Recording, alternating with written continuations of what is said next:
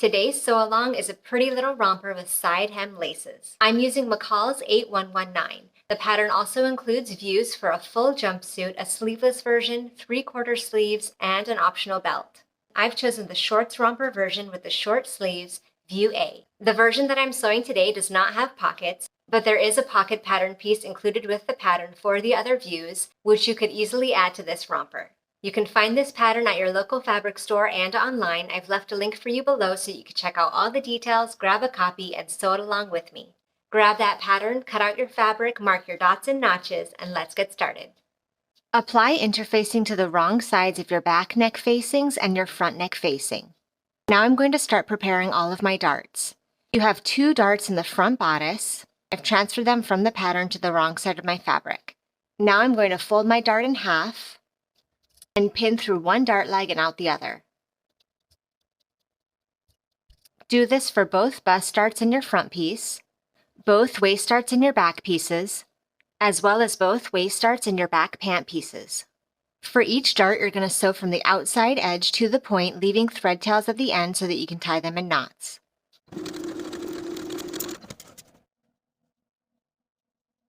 Place your front and back bodice pieces right sides together,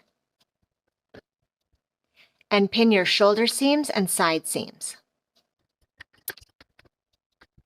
Sew your shoulder seams and side seams with a 5/8 inch seam allowance and serge your seams to finish. On your pants front piece, you have lines indicating where to create your pleat. We're going to create the pleat by folding the line that's closest to center front toward the line at center back.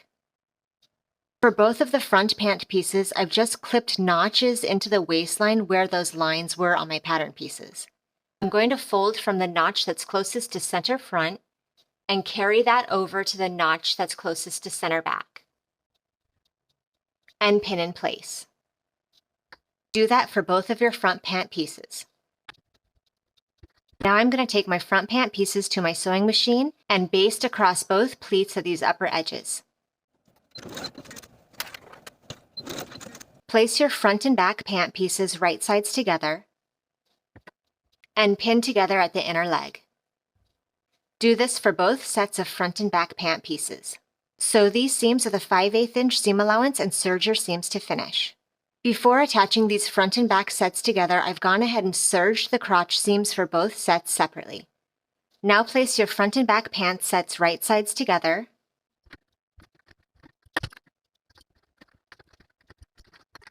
pin these pieces together starting just below your double notches on your back pieces and then all the way around to the top of your front pieces. We're going to start stitching just below those double notches, back stitching to secure with a 5/8 inch seam allowance all the way around. Then we're going to stitch once again 1/4 inch away from your original stitching line within your seam allowance from those notches on your back piece around this bottom curve to the notches on your front piece, just to reinforce this bottom curve.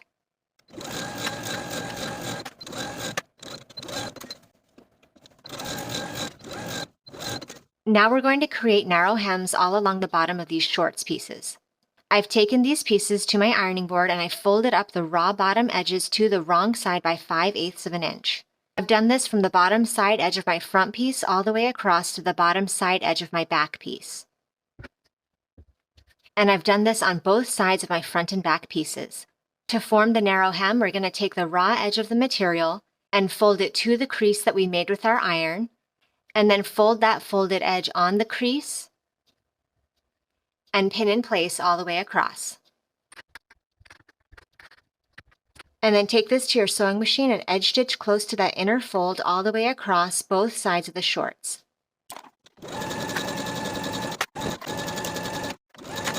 Now before I sew my front and back pieces together at the side seams, I've gone ahead and serged all of my seams separately for these front pieces and for the back piece side seams. Now I'm going to place my front and back pieces right sides together and pin my side seams on both sides. Sew both side seams from top to bottom with a 5/8 inch seam allowance. So here I've sewn my side seams and I'm ready to create my casings for the drawstrings. I'm going to open out this seam and press open this seam allowance. And I'm going to pin my seam allowance open on both sides of the seam. On your pattern piece for both the front and back shorts pieces, you have a small dot indicating where to stop your stitching for these casings. It's about halfway up the side seams here. So I'm going to stop my pinning here. And on both sides of this seam, I'm going to sew from the bottom hem 3/8 of an inch away from this center seam, all the way from the bottom to the small dot indicated on my pattern piece, and backstitch to secure. And do this on both sides of your shorts at both side seams.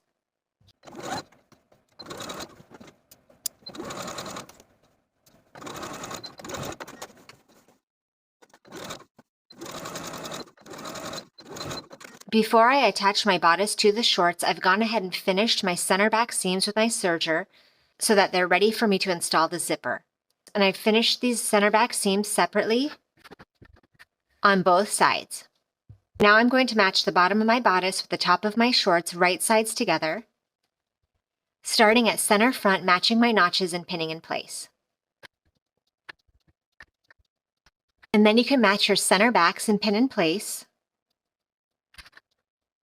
And then continue pinning your entire waist seam, matching your seams and notches. Sew this waistline seam with a 5/8 inch seam allowance, serge your seams to finish, and then press that seam up toward the bodice.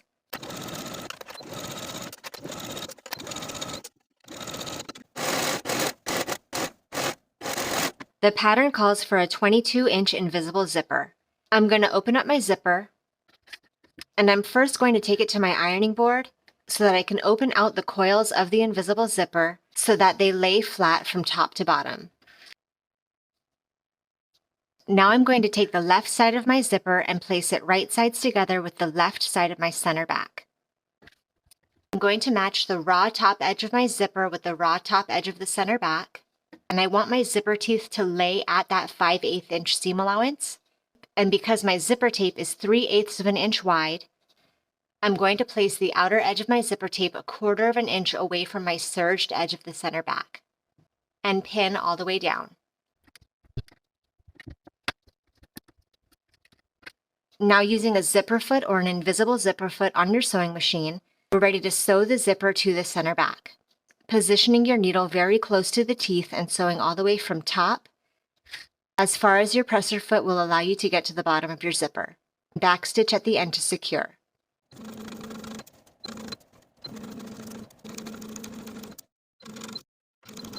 Once you have the left side sewn in place, attach the right side of the zipper to the right center back in the same way.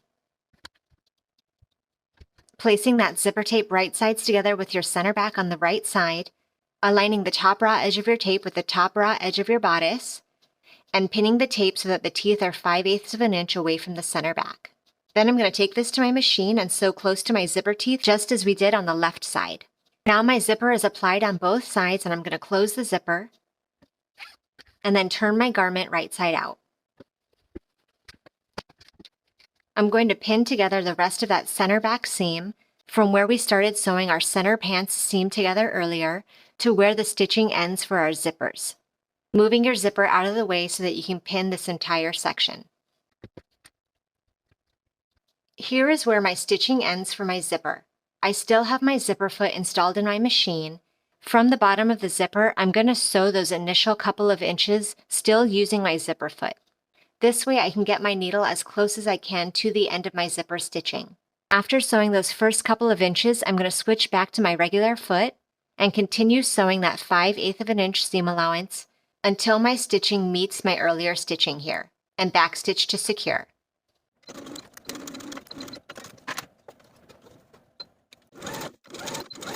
Place your interfaced facing pieces right sides together, matching your notches, and pin in place at the shoulder seams. Sew your shoulder seams with a 5/8 inch seam allowance and press your seams open.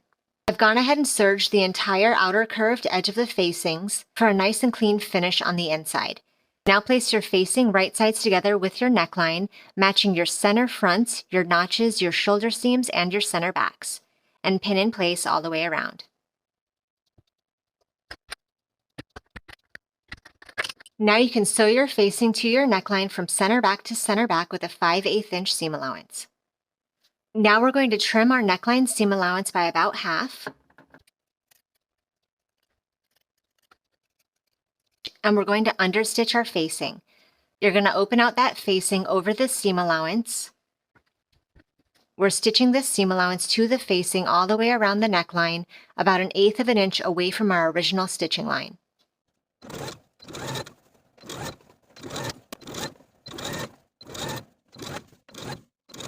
I've turned my facing to the inside and I've gone ahead and given that neck edge a good press. Now here at the center back, you want to fold that seam to the inside, folding that zipper tape to the inside of the garment, and then you want to turn down that facing once again to the inside. And you want to fold back your facing just far enough so you have enough clearance for your zipper and you're not interfering with your zipper teeth here. And then using a needle and thread, you can hand sew that facing, not allowing your needle to exit the outside of the garment so that from the outside your stitches are invisible.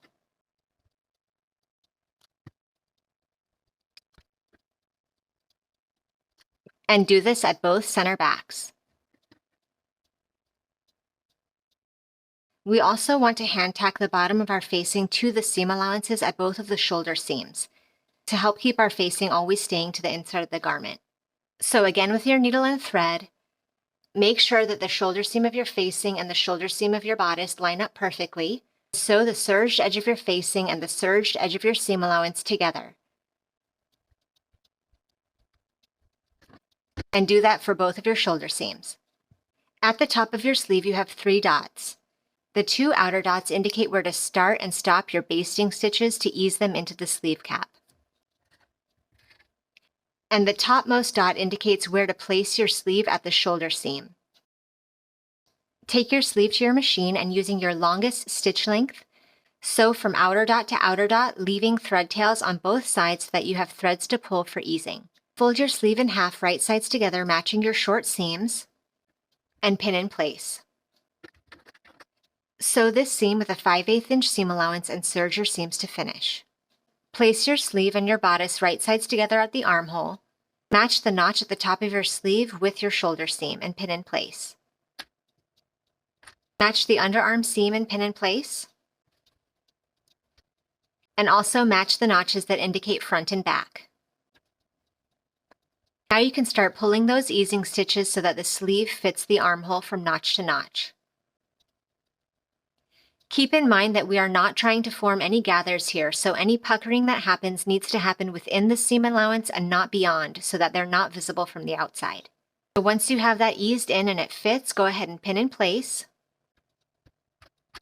And do the same on the other side, easing in from notch to notch. Now we're going to sew the armhole seam with a 5/8 inch seam allowance all the way around. Sew with the sleeve facing you so that you can keep an eye on those easing stitches to make sure that you don't catch any puckers as you sew all the way around. I like to take a pair of scissors with me to the sewing machine, so if I find that I need additional easing beyond those easing stitches in the sleeve, I can cut little notches as I go into the seam allowance of the bodice, which will help give me just a little bit more ease as I sew around.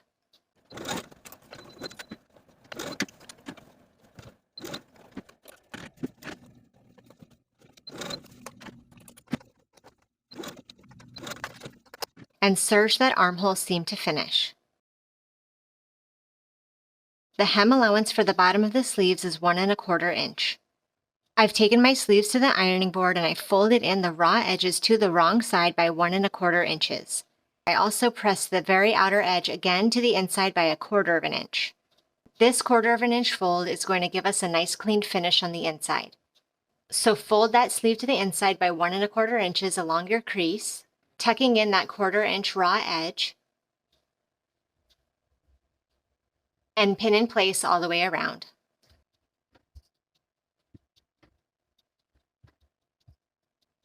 And then take the bottom of your sleeve to your sewing machine and edge stitch close to this inner fold all the way around, and do this for both sleeves.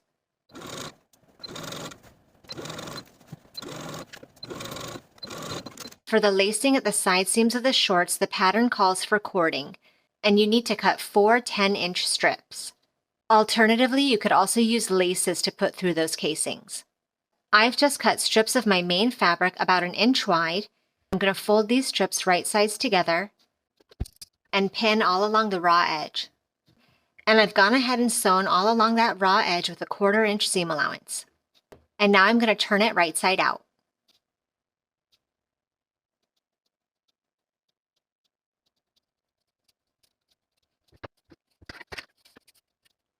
On each of the ends of your ties, the ends that will be visible on the outside of the garment, just going to fold up the ends about 1/4 inch twice, and then stitch that edge across for a clean finish. You can do this by machine or by hand. And do that to secure the bottom edges of all 4 of your 10-inch strips. And then attach a safety pin to the raw unfolded edge of your strip and insert it into your casing through your bottom hem. Do that through both of the casing tunnels. Allow that casing to extend beyond your casing stitches by about 3/8 of an inch on both sides. And then you're going to stitch horizontally across this seam, catching those ties on the inside, and just stitching straight across from dot to dot from your pattern piece, from where your vertical casing stitches started. And then you can adjust these ties to your preference. And then you're all done with this romper. Thank you for watching this sew along. Make sure you check out my other videos for more great sewing inspiration, and I'll see you in the next video.